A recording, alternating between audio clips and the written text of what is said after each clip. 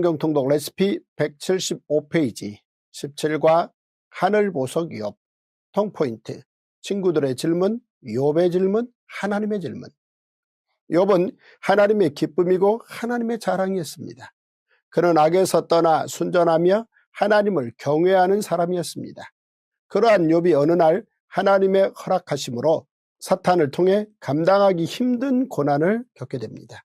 욥이 처한 소식을 전해 듣고 찾아온 친구들은 욥을 위로하며 도움을 주는 듯했지만 시간이 지나면서 친구들의 말은 욥에게 비수가 되었습니다. 욥은 친구들과 대화하면 할수록 하나님을 향한 질문도 커져만 갔습니다. 욥의 질문에 하나님께서는 창조지혜의 범주 안에서 가장 근본적인 것들에 대해 욥에게 되물으십니다. 결국 욥은 창조주 하나님 앞에 자신은 피조물일 뿐임을 깨닫고 내 입을 가릴 뿐이로소이다 라고 겸손히 엎드립니다. 욥기는 인간의 고난을 정면으로 다룬 책입니다. 인간을 창조하신 하나님께서는 고난이 쓸모없는 것이 아니라 인간 안에 보석을 만드는 과정이라고 말씀해 주십니다. 인간의 아픔과 함께 눈물을 흘리시며 많은 것을 사랑으로 이해시켜 주시는 하나님 안에서 인생들이 하늘보석으로 빚어져 간다는 사실을 우리는 욥기를 통해 확인할 수 있습니다. 1. 하나님의 자랑 욥. 온전하고 정직하여 하나님을 경외하며 악에서 떠난 사람이라는 평가를 받았던 하나님의 사람 욥이 어느 날 갑자기 이해할 수 없는 고난을 겪게 됩니다. 사탄이 욥을 시험하기 시작한 것입니다. 욥의 고난은 사탄이 욥을 시험하는 것이었지만 욥에게는 견딜 수 없는 현실적인 고난이었습니다. 욥의 모든 재산은 한순간에 다 사라졌고 자식들은 한날 한시에 모두 죽었습니다. 게다가 욥의 몸은 병들어 욥의 정수리에서부터 발바닥까지 악성 종기가 났습니다. 욥은 이제 사탄의 시험에 정면으로 맞서 싸워야 했습니다. 우리는 하나님의 자랑이었던 신실한 하나님의 사람 욥까지도 사탄의 시험에 들었다는 사실에 주목해야 합니다. 사탄은 욥뿐만 아니라 심지어 하나님의 아들이신 예수 그리스도까지 시험합니다.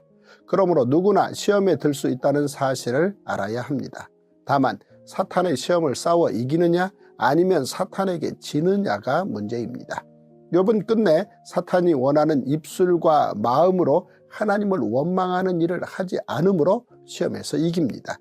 이후 예수님께서는 구약 성경에 기록된 하나님의 말씀으로 사탄의 시험을 이기십니다. 사탄의 시험을 이기는 길은 사람의 의가 아닙니다. 끝까지 하나님을 신뢰하는 믿음과 하나님을 아는 지식, 곧 기록된 성경으로 이기는 것입니다. 욥과 예수님의 이야기에서 알 수 있듯이 끝내 사탄의 시험을 이기게 되면 우리는 순금같이 단련된 하늘 보석이 될 것입니다. 이 욥과 친구들의 질문. 욥이 큰 어려움에 처하게 되었다는 소식을 전해 듣고 욥의 세 친구가 찾아옵니다. 일단 고통 가운데 있는 욥을 찾아와 주었다는 점에서 욥의 세 친구는 고마운 사람들입니다. 욥의 고난이 생각 이상으로 얼마나 극심했던지 친구들은 7일 동안이나 욥에게 말 한마디 걸지 못하고 그저 그의 곁에 있어 줄 뿐이었습니다. 시간이 지나면서 친구들이 욥을 위로하기 시작합니다. 그런데 위로에서 시작된 그들의 말은 차츰 욥을 정죄하는 쪽으로 방향이 바뀌며 불편한 논쟁이 되고 맙니다. 욥과 친구들 사이에 오간 논쟁 중 너무나도 유명해진 말이 있습니다. 그것은 내 시작은 미약하였으나 내 나중은 심히 창대하리라 입니다. 이 말은 심지어 액자로 제작되어 벽에 걸릴 정도입니다. 그러나 이 말은 욥이 한 말도 하나님께서 하신 말씀도 아닙니다. 수앗 사람 빌닷이 욥과의 논쟁 중 욥을 괴롭게 한 헛소리일 뿐입니다. 심지어 이 말은 이후에 하나님께서 빌닷을 비롯한 욥의 친구들에게 회개를 요구하실 정도로 잘못된 말 중 하나입니다. 이는 마치 예레미야와 맞선 거짓 선지자 하나냐의 헛소리와 같은 말입니다. 그러므로 성경을 통으로 읽지 않고 구절로 떼어내어 읽으면 헛소리를 성구로 오해하는 어리석음을 범하게 됩니다. 세 차례에 걸친 욥과 세 친구의 논쟁이 끝난 후 욥이 자신의 논리를 다시 펴니다. 그리고 친구들과의 대화를 통해서도 인간의 고통과 고난에 대해 어떤 답도 찾지 못한 욥은 하나님 앞에 자신의 고통을 토로합니다.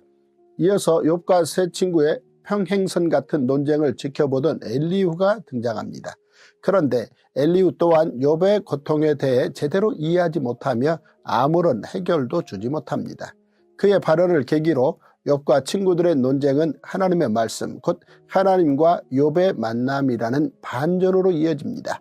욥과 친구들은 인과율, 즉 모든 일에는 원인이 있고 원인 없이는 어떤 결과도 일어나지 않는다는 법칙 아래에서 질문을 주고받았습니다. 이는 인간이 경험적으로 체득하며 궁금해할 수 있는 하나님의 창조 지혜의 일부분일 뿐입니다. 욥은 친구들과의 논쟁을 통해 고난에 대한 질문이 더욱 깊어졌고 결국 도저히 인과율적 이해로는 해석되지 않는 것에 탄식하며 그의 모든 질문은 하나님께로 향합니다. 3. 하나님의 질문. 오랫동안 침묵하시던 하나님께서 마침내 세상의 시작과 하나님의 세계 경영에 관한 폭풍 같은 질문을 욥에게 하십니다. 무리한 말로 생각을 어둡게 하는 자가 누구냐? 내가 땅에 기초를 놓을 때 내가 어디 있었느냐? 바다가 그 모태에서 터져 나올 때에 문으로 그것을 가둔 자가 누구냐? 내가 바다의 샘에 들어갔었느냐? 깊은 물 밑으로 걸어 다녀 보았느냐? 땅의 너비를 내가 측량할 수 있느냐? 어느 것이 광명이 있는 곳으로 가는 길이냐? 누가 홍수를 위하여 물길을 터주었으며 우레와 번개길을 내어주었느냐?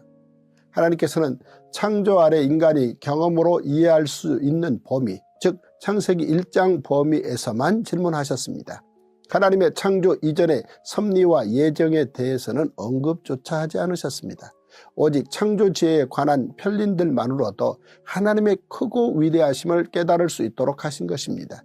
하나님께서는 질문들을 통해 욥이 스스로 답을 찾기 바라셨습니다. 욥은 하나님의 질문에 어떠한 답도 하지 못했습니다. 그는 손으로 입을 가리며 하나님 앞에 꿇어 엎드립니다. 피조물인 인간은 창조주 하나님의 주권과 통치를 다 알 수 없습니다. 결국 욥은 인간의 고통과 고난까지도 하나님의 고난임을 인정하고 하나님 앞에 바로 서게 됩니다. 4. 욥의 제사와 중보기도.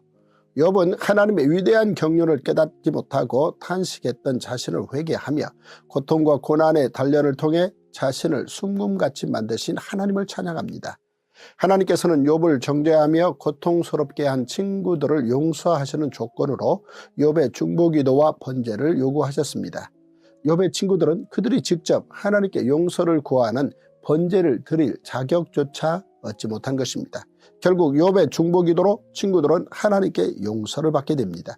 욥이 친구들을 위해 중보기도할 때 하나님께서는 욥의 공경을 돌이키시고 다시 놀라운 복을 주십니다. 마침내 욥은 사탄의 모든 시험을 이기고 순금같이 단련된 하늘 보석이 됩니다. To the cross, 십자가로 향하는 레시피. 고난에 대한 질문이 예수 십자가의 답으로. 모든 인생이 가지는 고난에 대한 질문은 창조주 하나님의 피조세계, 즉 인과율 안에서 생겨나는 고뇌입니다. 욥은 악에서 떠나 살며 순전하고 하나님을 경외하는 사람이었음에도 사탄의 시험으로 인해 깊은 고난에 빠졌습니다. 예수님께서도 공생의 시작 전 광야에서 사탄의 시험을 받으셨습니다. 이는 예수님께서 가장 큰 고난, 곧 하나님의 저주인 십자가로 가시는 길에서 이루어진 시험이었습니다. 욥은 끝까지 하나님을 경외함으로 사탄의 시험을 이겨냈습니다. 예수님께서는 하나님의 의를 드러내시기 위해 구약 성경에 기록된 말씀을 가지고 시험을 이기셨습니다. 그리고 고난과 고통의 십자가 6시간을 모두 감당하심으로 말미암아 우리의 죄를 완전히 대속해 주셨습니다. 대속자이신 예수님께서 십자가에서 죽으시고 부활하셨습니다. 이는 우리에게 부활신앙과 함께 주님 다시 오시리라는 재림신앙을 갖게 하시기 위함입니다. 예수님의 십자가 사역에 대한 긴 미래의 밑그림은 욥의 고백을 통해 예시됩니다. 내가 알기에는 나의 대속자가 살아계시니 마침내 그가 땅 위에 서실 것이라. 내 가죽이 벗김을 당한 뒤에도 내가 육체 밖에서 하나님을 보리라. 또한 하나님과 죄지은 욥의 친구들 사이에서 욥이 중보자의 역할을 하는 장면은 중보자이신 예수님의 메시아 사역을 예표합니다.